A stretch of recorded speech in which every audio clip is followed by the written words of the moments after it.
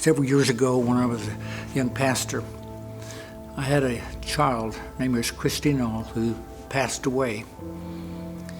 And I felt to some degree the pain of what the parents were going through and the sense of loss in their lives. And when I was conducting the service, I remember that I was feeling physical pain that was directly related to my emotional pain. And as I thought about that, I think oftentimes that when we approach the cross and what Jesus did on the cross, that we have a tendency to focus on his physical pain and not his emotional and spiritual pain that he felt. For just a moment, if you will, just think with me the times that we have done things wrong, the guilt that we have felt, the shame, the embarrassment. Think of those things that we do humanly that so disappoints Christ. And understand that guilt, that shame, that embarrassment, that sadness that we feel has been placed on Christ. And that what took place on the cross was more than just the physical pain.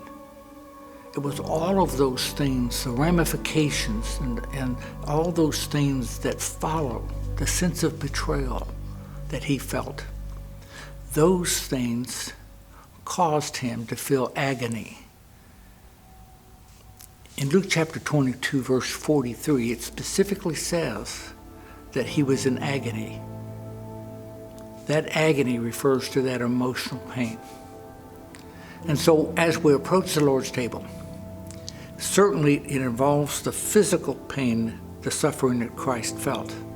But as we take of the cup and of the bread, we're also to remember what we have caused him and what he felt personally when he was there in the garden and what he felt there on the cross.